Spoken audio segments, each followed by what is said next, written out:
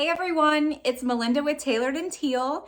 Today I have kind of a work with me video slash getting rid of old inventory. I'm gonna be mending some things, so I thought I would just take you along on my little journey today. Piper just walked through the door, so you hear her little pitter patter of feet. But before we get started on those things, there is one thing that came up this week that I wanna bring to people's attention because I didn't know about it, and I thought that if I didn't know about it, maybe other people also didn't know. And if you follow me on Instagram, you've probably already seen this, so you can just fast forward a couple of minutes. And this came to my attention because I recently signed up for Vendoo, which is a cross-listing, cross-posting software that you can use on both your computer and your phone. I didn't end up liking it. I list everything on my phone, and unfortunately their app took just as long as how I would actually do just copy and paste on my phone on each of the 3 platforms that I list. But with Vendoo, they do give you 5 free listings, so I was able to list a couple of things that way, and I really didn't like it. I don't list on my computer at all, so Vendoo is not something that I will be continuing to use. But while I was listing on the Vendoo app, when you list on eBay, there are eBay policies that you have to click, like if you accept returns, your handling time, and things like that. So every time I created a new listing on eBay, I would charge the most amount of calculated shipping that I could. So for example, if a package weighs 8 ounces, it's going to be anywhere from like $5.60 to $6.10. Well, instead of just leaving it as calculated shipping, I would charge the highest amount of $6.10 because it makes me just a little bit more money. And I figured if it was going all the way to the West Coast, I would be covered. Well, with eBay's discounted shipping, I'm kind of making money anyways, so there was really no need for me to charge additionally. So every time I did that, it created an eBay policy. And when I was listing through Vendoo, it told me that I needed to log into eBay to look at my business policies so that I could pick the correct shipping and everything. So I went into my eBay policies, which I will flip the camera around and show you on my computer. I had 14 pages of business policies, mostly because USPS postal rates have gone up. So, I used to charge $5.50 for a flat rate of under 8 ounces, and now it's moved up to $6.10. So I had several different tiers of these business policies, and I think maybe it clogged my eBay algorithm a bit, and people probably were looking at my shipping costs and were thinking, wow, that's kind of high. I live in the same state that she does. I don't really actually know that for sure if they're thinking that, but it could possibly be a reason why I am not making sales or as many sales as I want to. So I will flip the camera around to show you where to find your business policies, and then I'll show you a little bit around on that particular page. Okay, so here I am on ebay.com. I'm already signed into eBay, so that's great. So I'm going to click My eBay. It's going to bring me to a page that looks like this. Then I click on Account. If I scroll down, it'll be under Selling, under Business Policies. And here you will see all of my business policies. So I am in eBay payments. I do have returns on for domestic buyers only. They do have to pay for shipping. You'll see I have calculated shipping. This is my default shipping. I also have USPS priority. I also have media mail, and I also have perfumes because you cannot send perfumes internationally. So I had to create a different policy for that. Now, when I first came on here after signing up for Vendoo, I had 14 pages, 14 pages of business policies. Thankfully, most of them had 0 listings attached to them because at that point, the listings were already relisted, sell similar, or sold. So thankfully, I was able to delete a lot of policies. And all you do to delete it is just click on whatever policy that you want and just hit delete, and it will go away. You can also reassign listings. So if I didn't want the media mail to be media mail shipping and I wanted it to be calculated shipping, I would choose this and then do reassign listings, and there I could do it calculated shipping instead. I had just a lot of nonsense on these 14 pages. After deleting all of those pages and then reassigning current listings to what I have as my default shipping, I had 3 back-to-back sales. Now, I have absolutely no data or analytics to back it up saying that's why I made sales. I would encourage you to look at your eBay policies just to see what you have there. You may have stuff that you didn't realize that you have, and maybe just changing a few things will help with sales. Now, the next thing I want to go over is getting rid of a lot of old inventory. If you've watched a lot of my what sold videos, you'll probably know that I have stuff from 2019, and I even still have a few pieces from 2018. So my friend Bob over at Bob Buys is doing this wonderful series on her YouTube channel where she goes over items that have been listed forever and haven't sold, and she identifies possibly why they haven't. She either retakes photographs, changes the title, cross-lists to other platforms, and she calls this Fix It Friday. And that really sparked some motivation in me to go through my old items and see what I can do to make them sell. Unfortunately, a lot of these items, which are all hung up over here, I got from reseller mystery boxes when I was first starting out. I wasn't really familiar with brands, so when I went into the thrift stores, I wasn't confident in finding things that would sell. So I purchased reseller mystery boxes thinking, oh, well, they come from another reseller. Maybe they'll sell for me. Obviously, they haven't. So this is 42 items that I pulled last weekend, and I'm gonna go through and identify what I need to do to fix them. So I'm definitely going to steam them because they've been in tubs for 3 years and they definitely need that. And I will be rephotographing them because I think in 2019, this was 3 phones ago. So the quality of photos on the iPhone is now a lot better than it was a few years ago. So I do think that that has something to do with it. And I also remember when I first signed up for Poshmark, I think you could only have 6 photos. Now we know that is up to 16 photos now. So I can take a lot more detailed photos, show more flaws, show more of the garment. So I'm excited to get that done because some of the photos are really bad. In fact, I'll show you some not so great examples over here. And that's probably one of the reasons why they didn't sell.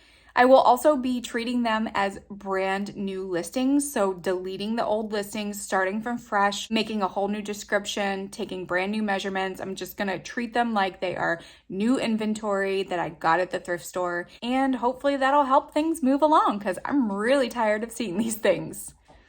Hi, Piper. It's almost lunchtime, so she's a little bit antsy. Here is a little overview of my spreadsheets. I do everything in Google Docs. It's free as long as you have a Google account. And you'll see down here I have all inventory tabs from inventory 2020 to 2023. Now I do have a 2019, but it's hidden because I transferred everything from my 2019 over to my 2020 because around this time I was still trying to figure out my inventory spreadsheet, which you can see it's very, very simple. We have a description of the item, we have when I purchased it, and then how much I paid for it. So in order to identify which ones were old, I just went up to my cell B, I did sort A to Z, and here you'll see everything that's from 2019. The yellow colors are when I was doing auctions on eBay. I wanted to keep track of which ones I was auctioning off and which ones I weren't. I don't know why the green is like that. I don't think I can change it. So there are over 40 items that I pulled to get started with. I would like to do the entire 2019, but I'm just chipping away at it when I can. And there are actually a few items that I need to mend. So let me pull those and I'll show you what we're gonna do. All right, so the first thing we have is a hem that has come undone. I listed it as is. It is an Ann Taylor loft skirt. Nobody wanted it, probably because it's broken, but it is a very, very easy fix. So if you see over here, they did kind of like a whip stitch just to connect this to the garment itself, but it didn't go all the way through to the other side so that this is not visible. So I'm going to have to very carefully make sure that I don't go through to the other side so that I can tack this down. I have a very, very simple sewing kit. It has some thread. I used to have a very small sewing machine. That's why there's bobbins here. I have thread, I have needles, I have some scissors, I have some pins, I have whole bunch of other stuff. So let me open this bag. This bag has seen better days. It's like ripped on the side. First, I want to grab some pins so I can pin this into place so that I know exactly where I am going to sew. So there's one there.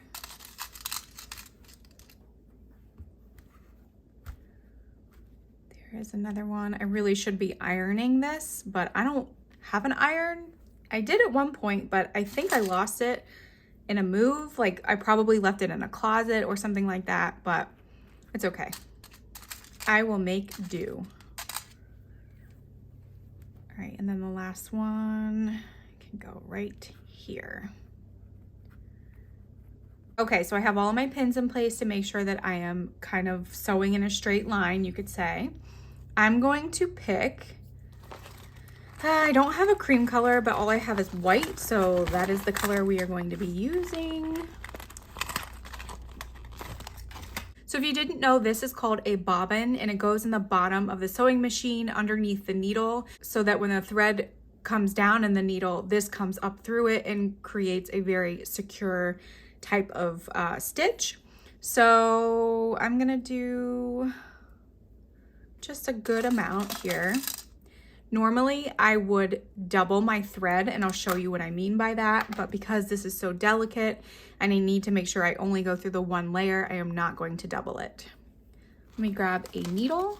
These are all different sizes. I probably should be sorting them correctly, but I don't really do this too often. So here we have this needle. I'm gonna thread this off camera because I'm really bad at it these days.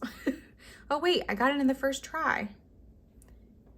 All right, apparently I lied. So normally when I would be mending something to like sew up a hole or do something like that, I would actually pull the thread through so that it's doubled. See how there are two threads here? Maybe if I can get it, there you go, see that?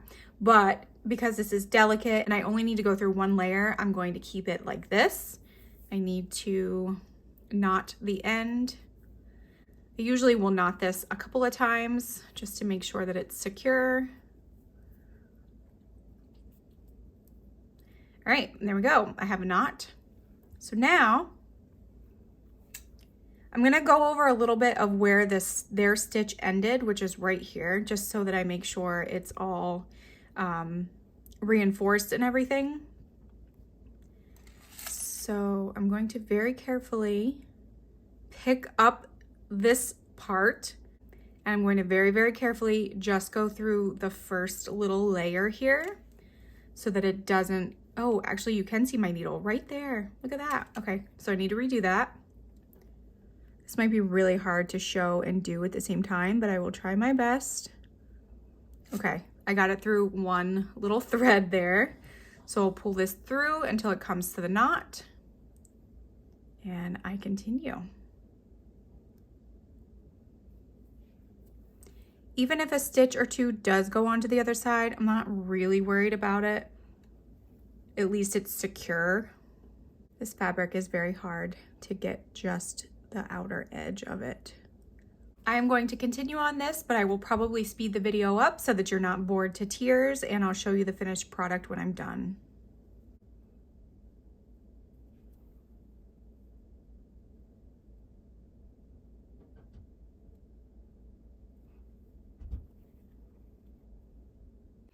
All right, so I have reached the end.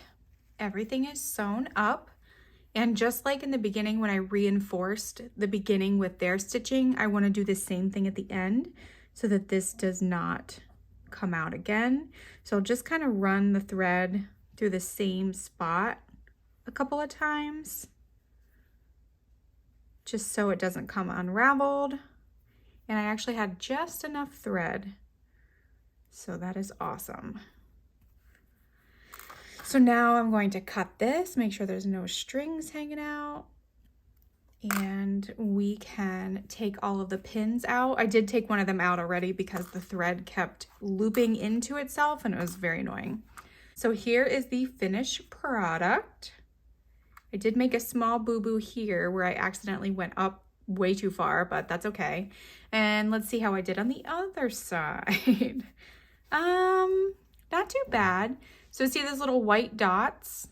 Very not noticeable, of course, but as long as it's together and it's not gonna come apart really easily, I don't really care.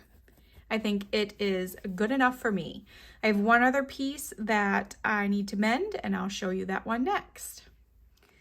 All right, the next garment that I need to fix is a scarf. It is by the brand Macintosh.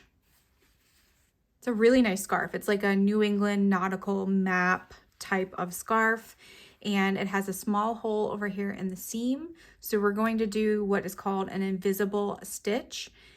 Full disclosure, I did just look up how to do this. I had an idea of what I needed to do, but I did just watch a quick tutorial. I did choose black thread because the stitching inside is also black, and I've already knotted it, and I have doubled the thread so that it is strong. So the point of this is to make sure that none of the stitches are visible from the outside. So in order to hide the knot, we need to come inside a bit. Make sure to only pick up the first layer. So not the outside layer, but just the first little layer here. And make sure, oh, nope, look, I just poked it through just a little bit. So let me redo that.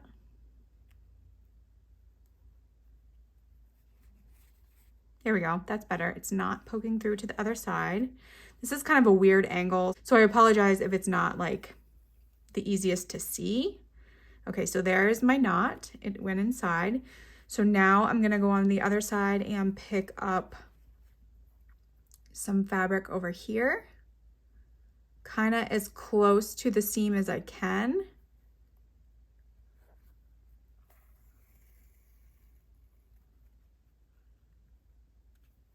And then we're gonna do that on the other side, and basically just do that back and forth until the seam is closed and we can no longer see it. And you do want to pull it somewhat taut each time so that the stitch closes up. Again, just pick up some fabric on the other side. Easier said than done, apparently. Oh my goodness, it's the angle. I did get the other side, so let's get out of that. Okay, there we go.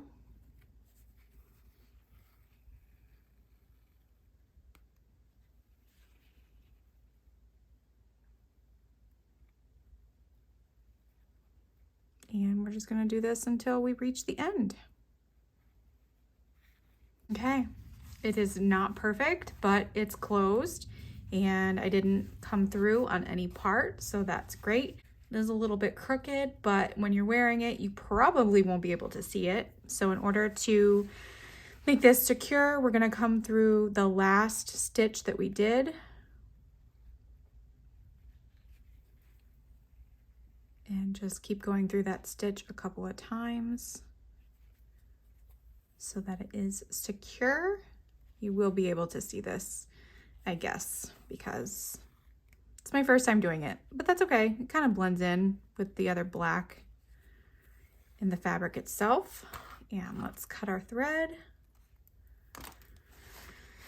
Okay, I will trim up the ends here because obviously we don't want those sticking out, but I mean, it's a little like wrinkly here, but it doesn't look too bad. Much better than a hole. All right, so now that we have those two items that are mended, I just kind of wanted to give you a little rundown of what I plan on doing. I've already kind of grouped some like items together, hoping that they will sell as a lot better than individually. I think a lot of people like to see that they're getting the most bang for their buck. So if they think that, you know, 2 shirts for the price of 1 is great, then hopefully that will help those items sell. I do have some Lululemon. No, I don't. These are LuLaRoe leggings. These are LuLaRoe. They're the same size. They're just the regular size, and they're both in great condition. So I will lot those 2 together. I also have a lot of 4 vintage blouses. So we have this one. This one does have a brand, but a lot of these are actually homemade, at least from what I can tell. We have this one, and then we have this one. These two are very similar, so hopefully if I lot these together, some vintage lover will purchase them either to resell or to wear themselves. And then I also have 2 American Eagle shirts that are the same fit. So it's boyfriend fit with a plaid snap front, and then the same thing with this one. This is a vintage boyfriend, but this one has buttons and it's a different color. So I'm gonna start steaming these. I don't know if I'm gonna be able to steam them all today, but I can at least start, and then I will also take some photographs while I have you with me. All right, here is my steamer. I did have to get a new one from my Shark fabric steamer because that one started to leak on the bottom, and all of the electrical, you know, panels and everything are on the bottom, so I didn't feel comfortable using it. This is by the brand Salav, S-A-L-A-V, at least I think that's how you say it. I did a lot of research on which are the best steamers. This did come from Amazon. I think I spent like $80, and I did get some extra protection just in case. You know, it's got all the normal things that a steamer has. The hose, the retractable pole or adjustable pole, and then they also have this cool little hanger detail that you can hang things on. I don't use that feature, and it didn't come with a bonnet. So what I did instead is I took an old sock, I wrapped it around, and then I put a rubber band around it to make it stay put, and it works pretty well. That way the hot steam isn't right on the fabric, and this tends to spit out a lot of water, so it's another reason why I put that on there.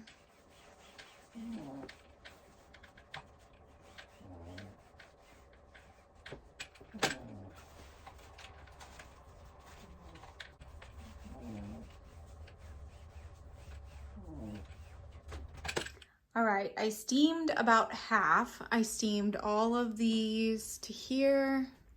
I did not steam these, but then I steamed these. So I'm gonna start photographing some items, and I'll show you some snippets of how I do that. Unfortunately, I won't be able to film myself doing it because I'm using my camera to take the photographs, but I'll do a little screen recording of how I do that.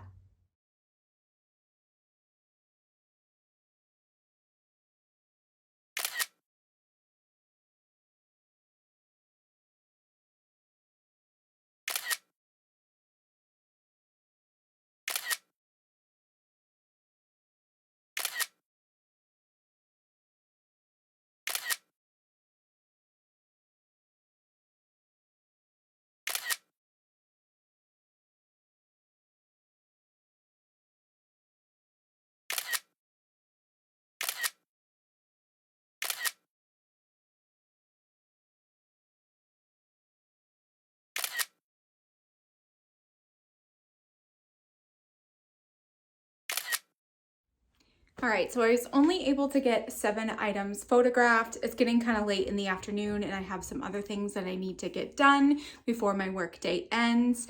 I will be listing these items throughout the week. I will try to update you if anything sells between now and when this video is uploaded, but I have a feeling it won't, and that's okay.